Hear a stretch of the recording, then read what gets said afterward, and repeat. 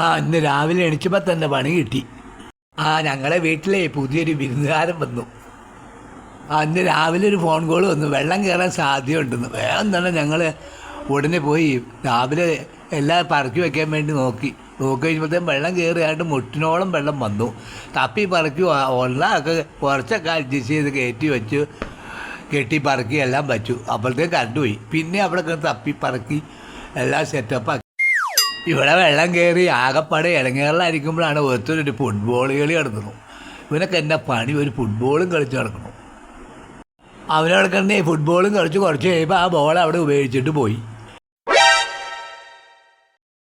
വെള്ളത്തിലെന്തോ കണ്ടു, എന്തോ ജീവിയെ കണ്ടു, വാമിനെ കണ്ടു പറഞ്ഞ് ഇറങ്ങി ഓടി കളി നിർത്തി തിരിച്ച് ഓടി വന്നു.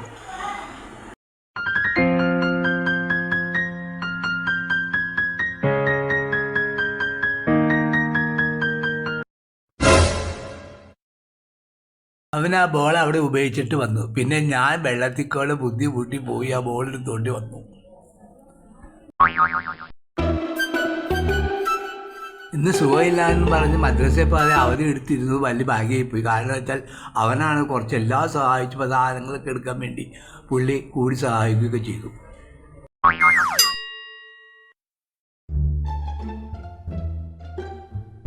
ഇടയ്ക്കിടയ്ക്ക് ഞാൻ ആ സ്റ്റെപ്പിൽ പോയി നോക്കും, വെള്ളം എന്തോരം കയറണ്ടെന്ന് ഇടയ്ക്ക് നോക്കിക്കൊണ്ടിരിക്കും.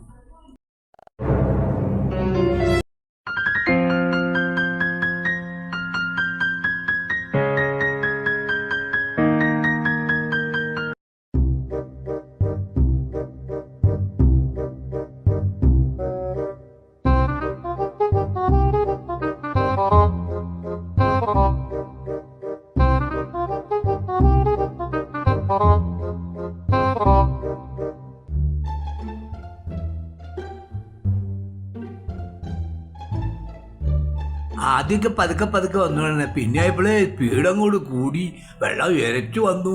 പേടിച്ചു പോയി.